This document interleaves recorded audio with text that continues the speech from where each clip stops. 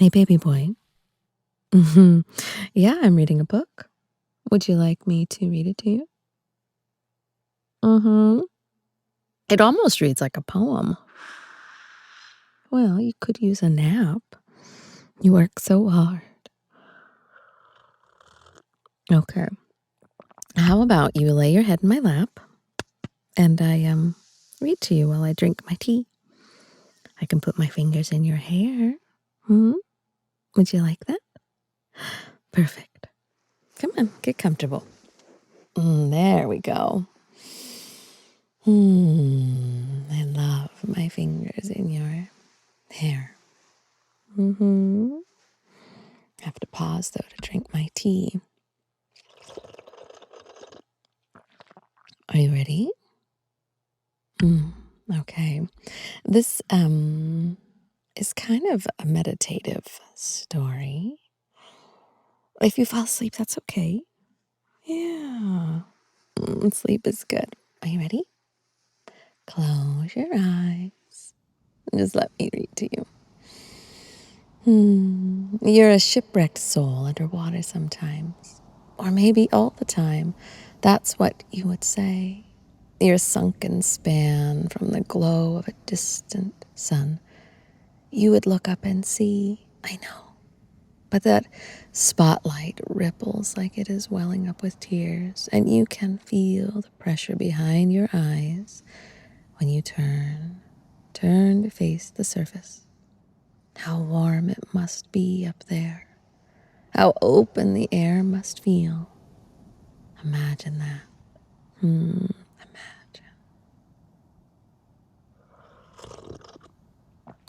Breathing without thinking. Living without trying. It would all come so easily. And then your thoughts turn inward once more. You're down here. You haven't taken a breath in a long time, have you? Shh. Have you taken a breath, baby boy? Listen. It's okay. Don't blame yourself for the ocean around you. And it's been here for eons. And you, what are you? Do you even know? You might think you do. You might look at yourself and percolate with unassailable determinism. All your aspirations onto the barren sea floor. Big, small, they trickle onto the sand. Private, errant wishes, like flowers in a secret garden.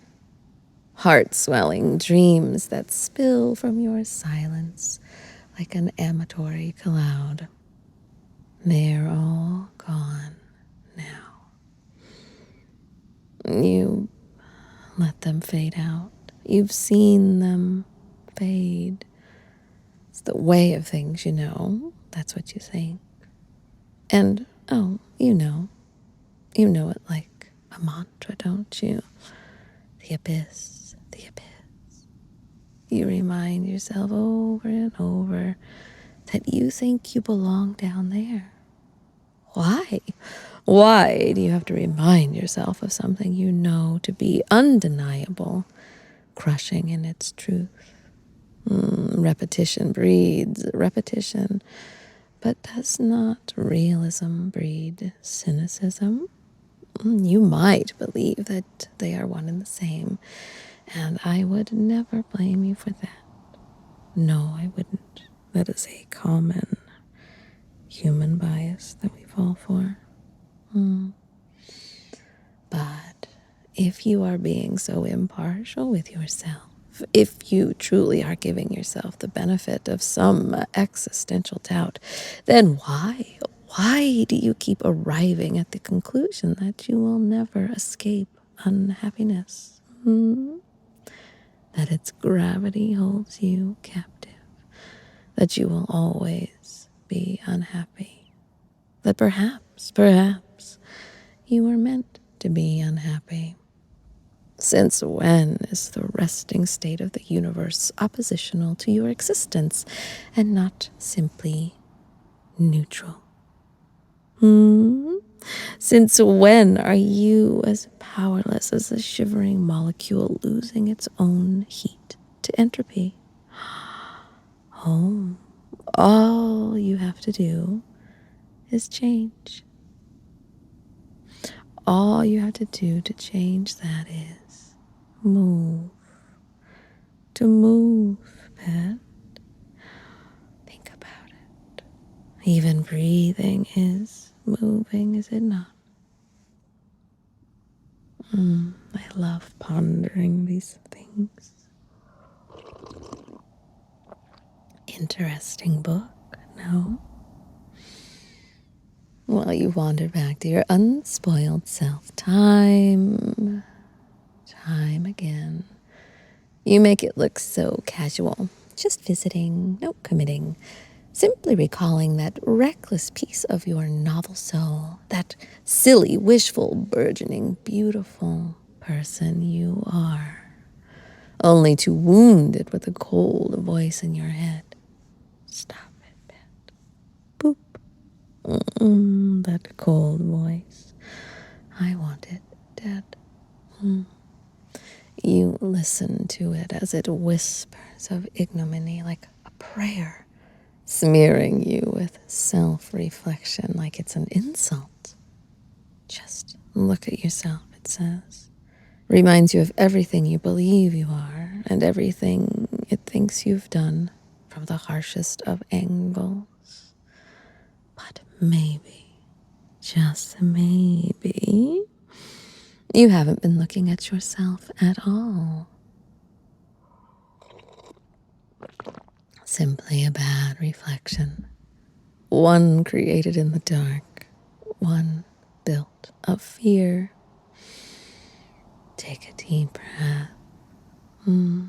A slow, thick, heavy breath of submergence.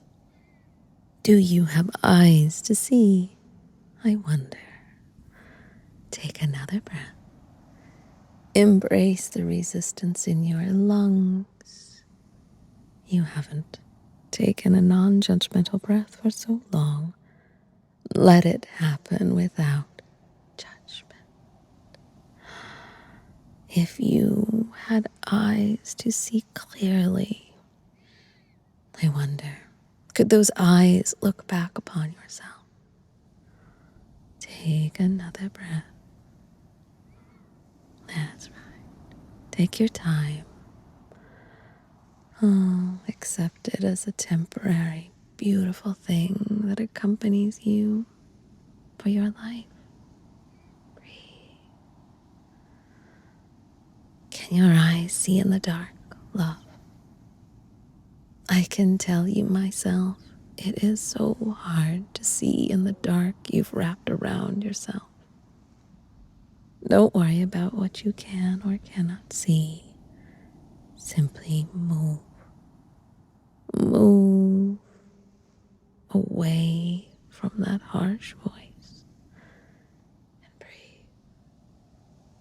Objects in motion like to stay in motion. Build momentum away from the dark. Just breathe. So many people treat themselves like oysters, sightless bivalves, breathing effortful, filter feeding a ferris shell, too abstract or inanimate to be anything as personal as we yearn to be. Deep in the ocean abyss, we clutch ourselves shut. Afraid, feeling unable to open up. But then, a pearl forms under the pressure of our protection and the infinite weight of the sea. But we hide it. We hide it for the same reason we hide our soft vulnerabilities. For the same reason our eyes well up when we look at the sun above. We believe that the pearl is all that matters.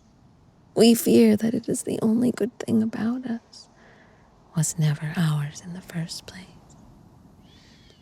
We fear that what's good about us can be taken away physically, mentally, emotionally, leaving us with nothing but our unremarkable selves. Lies. The pearl isn't all that matters. Our value isn't measured by the buildup of pressure, and it cannot be taken away. Our surroundings, they do not reflect our true meaning.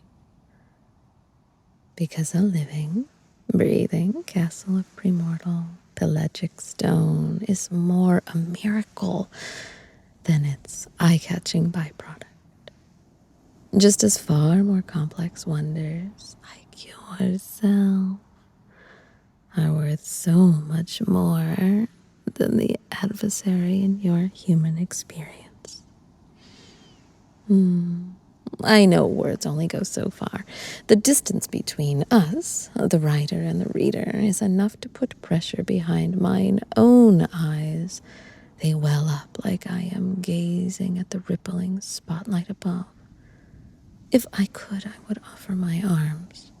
If you wanted, I would hold you so close for as long as you wished.